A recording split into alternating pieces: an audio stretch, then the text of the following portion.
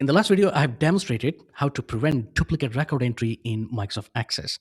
In this video, I'm going to take another approach by creating the employee number automatically so we don't have to do the duplicate check at all. So if you're interested to watch or learn, then stick around and let's get started.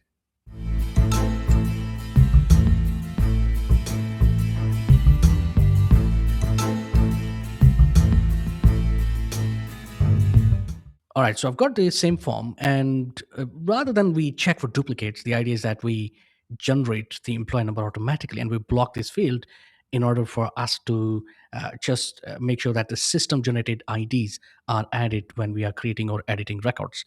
So let's do the change. We'll go to the design view and we'll click on save record button, dot, dot, dot. And this is the code that we've written in the previous video. By the way, if you haven't watched that, I would suggest that you do, because in that video, I've demonstrated how to prevent duplicates in Microsoft Access while adding the records. Now, in this video, as I said, we are going to get rid of this checking the duplicate record. We are going to create the employee number automatically so we don't have to use this. Again, I'm repeating myself, but this is just to reiterate on what we are actually doing. So what we're going to do is we're going to get rid of this code completely. Okay. And then this as well, we're going to get rid of it. But we're going to create 3 more variables for this purpose. So first one would be the last employee number. So we want to check. So let me open the table and let me make it zoom. I have to say I really like this zoom option in the recent update. So first we will check what's the last employee number in the table. And once we know that, then from there we can actually build the next employee number. Okay, so that's why we need to have a variable saying dim last emp as string, and it's not stream, it's string. And we will, because this is going to be, the new number is going to be as a string as well. And I explained that in the previous video. The string is because it has a prefix with letter E. If it is 9 or 8 or 7, then we don't have to worry about it, and we will just use it as an integer. But in this case, it is going to be string. And now let's create a next variable, and that would be dim new emp as string. Now this is because it's a combination. It has a prefix E, and then there are 3 digits at the end of the employee number. So what we're going to do is we're going to create another variable which will specifically look at these digit numbers. What's the digit number? And then we can add, because in the string, with the string, we can't do the addition. We can only do the addition with the integer value. I think that's the case. But we will declare another variable called number part as long. So then we can add 1 at the end of it. So that would be dim num part, something like that, as long, and that's about it. Now we need to define what does last employee number mean, and then new employee, and then num part mean. Okay, so we'll do that here. So rather than this, we will have check the last employee and add new employee number, something like that. All right, now let's go ahead and write the code. So we'll say last lst not lst emp, that's the name, equal. We can check what if there is no record at all. If you go back to Microsoft Access, and what if there's no record at all, the table is empty, then what should you check? Well, then it should be by default E000. But because there's no record in the record, so we need to have a mechanism which will check if there's no record in the database, then it should be by default considered as E000. Okay. For that, we will write this line of code, but we will write using a function called NZ, null to 0, meaning if a value is null, then what should be done? Okay, but we can add it later on. First, we will use the function called DMax. DMax is function that will go in the table and go to the maximum number of the last number of record in the table, and it will check what's the employee number. So that's the idea with the DMax function. So with the DMax, it requires a couple of things. So first one is expression as string. It is basically asking what are you looking for, and I'm looking for emp number, right? That's the field name. And then it will ask, okay, tell me the domain, meaning which table or query that you are going to refer to, and that would be in our case employees. Okay, that simply is the table name employees. But you can refer to a query. If you have a query, you can refer to that as well, if in case you're building this feature. Now, remember I talked about if there is no employee number, so then what's the fail safe? We can say that we will consider by default E000, but it will not do that automatically. We have to add that feature here in the code, and that's where we'll use NZ and parenthesis open, and right here we will define what if the value is null, and comma, and this is where we will say if there's no record in the table, then by default it should be last number will be E000. I think that's the situation going on with this. Okay. Now we want to extract the numeric value. Remember, we have to extract this last three digits. Extract the numeric value, and then we want to make sure that we have addition of one in that value.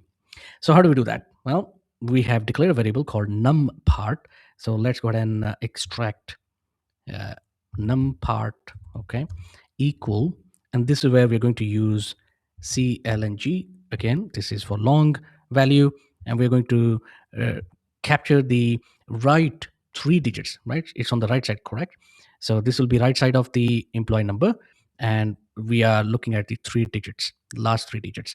So that's where we will use right, okay, and then parenthesis open, and right of what? Now it is asking what is the string that we're looking at. Well, we're looking at the last employee because this is what we're going to refer to, last employee. And then we are going to define length. So as I said, we are going to look at three digits at the end of the employee number. So if you have bigger number, let's say you have four digits or five digits, then it should be four or five accordingly. I hope you got that.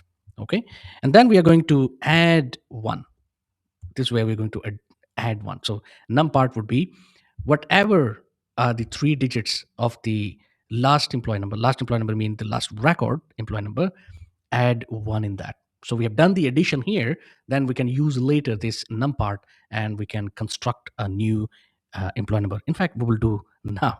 So this is where we are going to construct or build a new employee number. Okay. So to do that, what we'll simply do is, because we have declared new emp, right? So we'll say new, wait, new emp.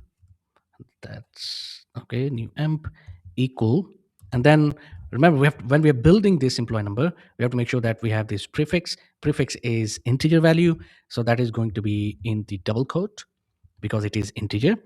Ampersand, and then we have to do the formatting, and because we are going to bring this num part and e together to make one employee number. Okay, so format, and then we are going to simply type here num part, which is the number part, the last three digit plus one. And the reason we have this format, because we want to end up having the employee number in the same format, E010. That should be the next employee number actually. So we're going to define the format. So always we get the new employee number in this format. That's why we have done this.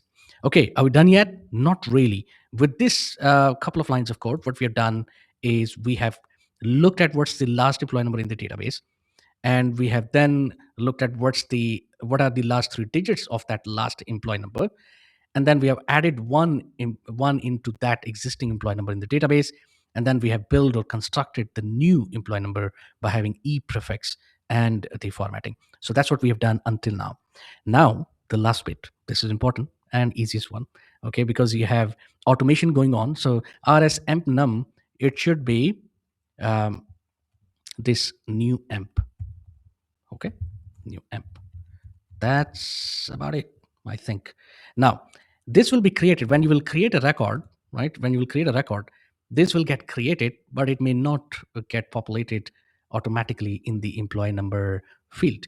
And that's because it is unbound form. You can see that unbound field, so it will not show automatically. So for that, for better user experience, what you need to do is simply copy this, and then instead of me.id, you can say me.emp number. Come on. Okay, this is me.emp number equal DMax. So instead of this, we will have emp num. So now the employee number, the newly created employee number, will be populated as soon as the record is created and it gets saved. All right, so that's about it. I think we are done with the code. So let's go ahead and debug it to see if there's any problem. There's no problem at all. Now let's do a little bit of testing. What little bit? I will create a record and then we'll do the testing. So what should be the employee name? Emma Watson, let's say. No, that's the employee number I'm typing. Emma Watson. Okay. And then the department name would be, let's say, customer service. Work type is full time. And email address is emma@email.com. Okay. So if our code works, then we click on save record. We should get the employee number and, sorry, we should get the employee ID. That's the unique number, and the employee number which we have built based on whatever the last number was. So let's go ahead and click on save record. And you can see right away we have the employee number created automatically.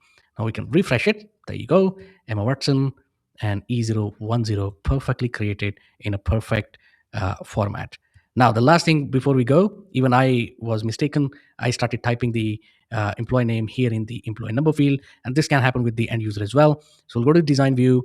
We'll select that field. We'll go to the data tab of the property sheet, and then we're going to enable no and lock to yes, and then we'll make it gray as well, so people would know that this is non-edited field. And that's about it. That's how you create a new employee number automatically. You can construct that. Now, this is also another strategy to avoid any duplication, right? So you can adopt both. Maybe you can have a hybrid of both. In some forms, in some situations, you can use the duplication where you have to, and in some situations, you can do this, take this approach of creating the automatic employee number records or whatever the field it is. That's it for today. I hope that you have learned something in this video. I hope you like whatever you've seen. If you have, then smash the like button. Tell me in the comments below how did you find this video. And also subscribe to the channel if you have not yet subscribed. Hit the bell icon so you get notification whenever I upload these video. I guess thank you so much, and I'll see you in the next one.